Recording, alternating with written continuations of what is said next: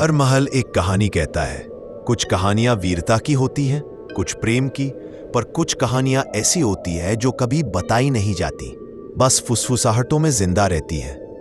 ये कहानी है एक ऐसे महल की जिसकी तीसरी मंजिल सदियों से बंद है, क्योंकि वहां कोई है जो आज भी इंतजार कर रहा है।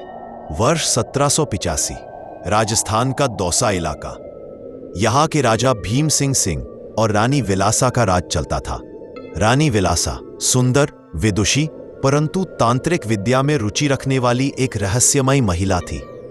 उस जमाने में महल की दासी गंगा अपनी वफादारी के लिए जानी जाती थी, पर एक रात गंगा अचानक गायब हो गई।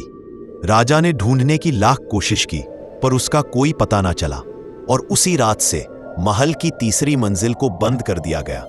कोई उस ओर जाता नहीं था, और महल के भीतर एक खामोशी फैल गई, एक डर जिसे सब जानते थे पर कोई बोलता नहीं था।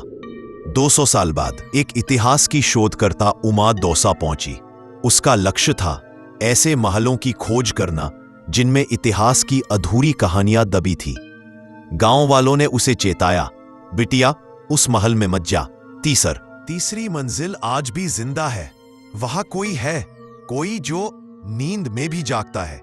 पर उमा उस चेतावनी को इग्नोर करके महल में दाखिल हो गई, और आधी रात के बाद वो चढ़ने लगी सीढ़ियां। पहली मंजिल, दूसरी मंजिल, और फिर सामने आया वो दरवाजा जिसे 200 साल से किसी ने नहीं खोला था। जैसे ही उमा ने दरवाजा खोला, एक ठंडी हवा चली, चित्रों से भरी थी। रानी विलासा के चित्र, लेकिन उन पर लाल धब्बे थे जैसे खून। तभी पीछे से आवाज आई, उमा, तू आ ही गई। उमा पलटी, कोई नहीं था। तभी दीवार पर एक आईना दिखा। उसमें उसकी परछाई नहीं थी, बल्कि रानी विलासा मुस्कुरा रही थी और बोल रही थी, गंगा, मेरी बेटी, मेरी साधना अधूरी थी। तूने मुझे छोड़ दिया, अब मैं तुझे छोड़ूंगी नहीं। उमा को झटका लगा। गंगा? लेकिन वो तो उसकी पिछली जिंदगी थी। उसके जहन में पुराने दृश्य तैरने लगे। रानी द्वारा बलिदान, तंत्र, उसकी चीखें, उसका अंत। अब उमा समझ चुकी थी, ये महल, ये मंजिल कोई खंडहर नहीं, ये उसकी आत्मा का पिंजरा है।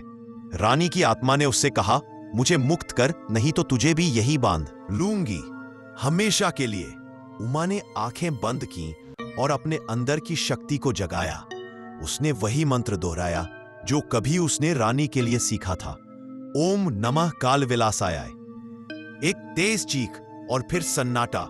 रानी की आत्मा धुएं में बदलकर महल की छत से ऊपर उठ गई, और तीसरी मंजिल खुद ब खुद शांति लौटाई थी। पर कुछ कहते हैं अब भी रात के तीसरे पहर महल की जगह कभी कभी एक औरत की हंसी सुनाई देती है, जैसे कह रही हो, तू तो बच गई उमा, पर अगली बार कोई और आएगा।